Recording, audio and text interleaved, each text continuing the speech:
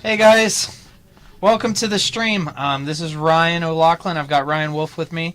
We're covering the modern F&M here at Four Horsemen Comics and Gaming here in Morgantown, West Virginia. We've had some technical issues tonight, and we just got everything working. We're mid-game between game one between Brandon Lasure on Big Red versus Troy Taylor on Mono Blue Tron. If you've been watching, you know that Wormcoil Engine has been dominating this game, and we're probably looking to go to a game two pretty quickly. Right, so Troy Taylor just goes and searches up Centering Titan here. Doesn't really do anything on this board. Blows up a mountain. It does, and an island. So there's a Brandon Lesure's actually at 8 here, obviously, because of the last Wormcoil Engine attack. But so there's a Koth of the Hammer. Sure. That makes a blocker. It does not. Actually. Does not? No, because it's until end of turn. Oh, okay. Snapcaster Mage Condescent, sure. This game is. So we were, as we were setting up the audio, we were discussing the merits of Blood Moon against Tron, and what we came up with is that it's okay to slow them down, but you have to have a clock in addition to that, which Brandon had only 3 Blood Moon effects and nothing to put pressure on Troy. Right, and that's a rough thing for the Big Red deck anyways. I guess a normal green-red, or even like the green-black Tron that's starting to pop up, or the Eldrazi Tron decks that are starting to show up. Green-white was a thing for a little while. Right. These various other things that aren't mono-colored Tron decks, they're a little bit harder for the other decks to kind of battle against. All right, so Troy Taylor's up a game. Both players are going to the sideboards. If you're Brandon, are you gonna board out the Blood Moons, or? I personally would, and then I would try to hopefully bring in some more threats. I don't know what threats he has in his sideboard. I believe all his threats are relatively slow, though. Right, so he needs some sort of disruption. That's the issue with this deck that I found, is it's not in the same category as a normal prison list. Yes, it as opposed to like the red-white prison list. So it looks like Brandon's just going to go ahead and sideboard out his bolts. Bolts are actually pretty decent, I think, in this matchup, but obviously I think Brandon's trying to rely on Chalice a little bit too much than what he actually needs to. I mean, Chalice counters map, and it counters the cantrip, like the eggs. Right, if he's even playing the eggs. If he's playing them, yeah. Not all the blue Tron lists play them. Yeah. Correct. So, I think your Chalices come out. I think your Blood Moons come out, and then just all your threats. They need to be bigger. Like, usually the Big Red deck has Stormbreath Dragon in the sideboard. Okay. So, you probably bring those in. Maybe try to get a hand with a bunch of rituals and play a really fast threat. Right. And hope your opponent just has a bad hand. Exactly. Yeah, this seems like a really bad matchup for the red deck. I think it's just a bad matchup for prison-style matchups against the Mono Blue Tron. Because the prison decks typically prey on decks that don't have counterspells. Right. And even if they do have a counterspell, the counterspells aren't very good against the Big Red deck. They're also, like, the prison decks in this format are trying to prey on the decks that are fighting on a normal axis, like Jund. Right. But Tron is attacking its opponent on an axis that's just so different. Yeah, so different that it doesn't sync with what the red deck is trying to do. Right. And I think they're trying to fight the same battle in their own ways, but I mean, there's not much the mono red deck's going to be able to do. Yeah, it's got a lot of ways to destroy artifacts. It's got a lot of different things. He had some fair disruption in that hand. He had a Pithing Needle. And engineered explosives, which I don't like. I think the best thing engineered explosives is going to do is like destroy some talismans and. Right, but like, how's he getting the second color? That's fair. Yeah, I don't even think engineered explosives should be in the sideboard. Yeah, this particular matchup, or even just in the deck. Period. Maybe he can board into a splash color or 2 colors. I don't know. I'm not sure of Brandon's list exactly. Yeah, I'm not either. I think this is the first time he's played it in an event here, or just the second or third time. Right. It's definitely the first time we've had it on camera. He may just be on the big Planeswalker list. Mhm. So maybe the 4 Chandras, the 4 Koth of the Hammers. If he plays an early Planeswalker and Troy has a slow hand, that could be good. Right. Especially if it's an early Koth of the Hammer. Mm-hmm. Something that can pressure Troy. That ultimate is quite strong no matter who you do it to. Like, no matter which deck you particularly do it against. So they both scry. And Brandon's on top, Troy's on bottom. Right. Mountain Pass. I see Ritual, Mountain, Chalice in Troy's hand. Right. And Troy's going to say Power Plant and go, and then here's a Chalice of the Void for 1. Yep. Which, again, I don't feel does anything in this particular matchup. I think it's probably okay on an empty, like turn 2 on the play on an empty board, because at least if he has maps that he's relying on to get Tron, that'll counter that. But yeah, I mean, you're probably right. It probably shouldn't be in the deck, but it could be okay here. So here comes a Magma Jet. Now, 2 damage, scry 2. Correct. Now, I think Brandon actually had a ritual in his hand. I think it was a Seething Song. I may have been wrong. I may or have not also, the Seething Song, but the... I may have seen the Magma Jet and thought it was a ritual also. I definitely see a Spirit guy. Right. Because if that's the case, then you definitely want to play the turn 3 Chandra if you have the capability. Yeah, Chandra's Spirit Guide. So Island and pass back. Troy's missing 1 piece. Yep. So he drew a Pithing Needle, which you probably just want to save that for whatever Planeswalker gets played first. He's got another Chalice in hand. Which is not what you want to see either. Yeah. And he can't even play the Pithing Needle because he has the Chalice on 1. What is that? That looked like a white-bordered mountain? It's a Shatterstorm.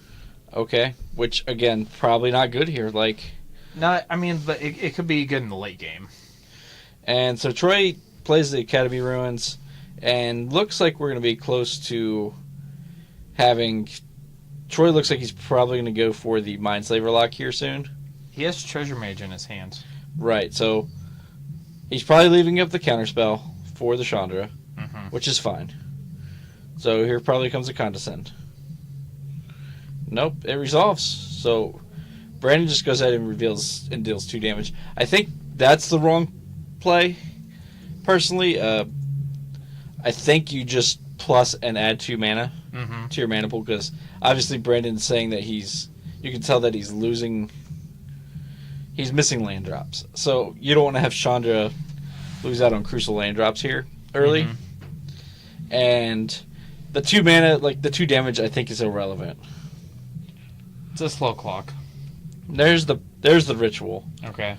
Now, this is where you plus and you would remove, I believe. So what do you think about Chalice on 2? I think Chalice on 2 may be a little bit better. I think that's even fine.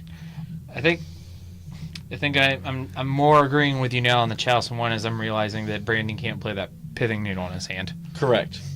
And that's why I say that it's not very good in this particular matchup. That's one of probably maybe his best card disruption-wise. So here comes the repeal. Going to repeal the Chandra back to Brandon's hand. Is this end of Brandon's turn? I believe it was. Okay. Which means Troy... Or it may have been on Troy's turn. So Troy actually leaves himself tapped out. But... So, is this a ritual? Yeah. It is a ritual.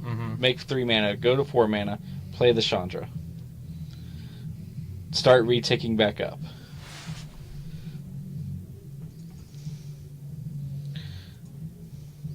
So he's going to take Troy from 14 down to 12. 12, right. And this is basically the game we're at. Like, Troy's missing 1 more land.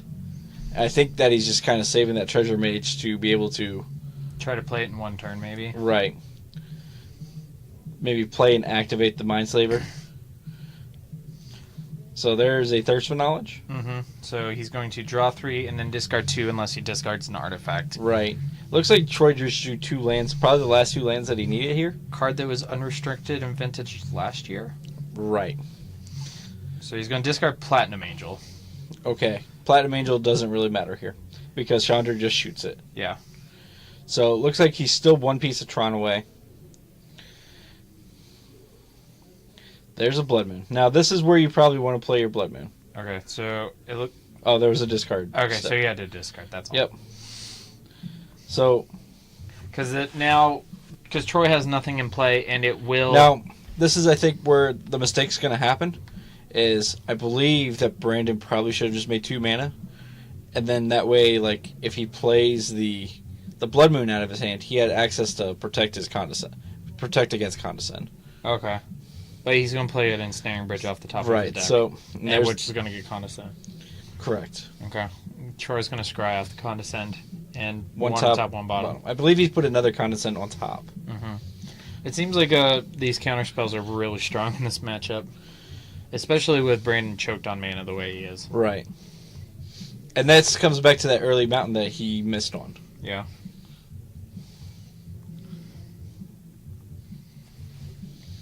Troy's got another Thirst for Knowledge, a Condescend that's still that Treasure Mage. So, here comes... Here comes the Worm Coil. Okay, so here's our clock. And there's a mountain. Brandon can Shadow Storm here, but he still has the tokens to deal with. And since Shadow Storm is sorcery speed, he's going to get attacked either way. Right, so here comes the Shadow Storm. Yeah, which still probably just have to cast Shadow Storm. Right. So, Troy's going to get the 2 worms. That's going to be enough to kill the Chandra. Yep. She's on 6 counters. Yes. Now, if Brandon was able to ultimate the Chandra here, like, it'd probably just be game. Yeah. But with the way that it's looking at the moment, it does not look that good for him. I'd like to thank all of you again for joining us here at Four Horsemen Comics and Gaming in Morgantown, West Virginia. I'm Ryan Wolf, joined by Ryan O'Loughlin. Yep. As we are watching some sweet modern action here. Watching 2 giant robot worms destroy a Pyromancer. I bet the Consulate would love to see that happen. Torch of Defiance. Yeah. And here comes the Koth. Koth is about 20 turns too late. I meant that Chandra is a Pyromancer. Okay. All right. Fire Wizard. Yeah, she's a fire wizard. You're a wizard, Harry. Yep.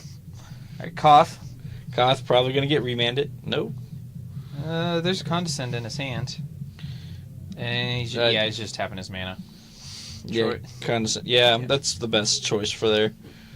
Is the tail end of Condescend, is it Scry X or Scry 2? Scry 2. Scry 2. That's what I thought. I played this deck for one event.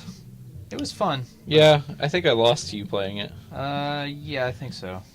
And it was literally the Condescends that I think got you Condescend, like, when you can cast it reliably, is a really powerful card. Right. So, Troy Taylor untaps. He's got lots of mana, lots of things. There's the tower for power. He's got Tron.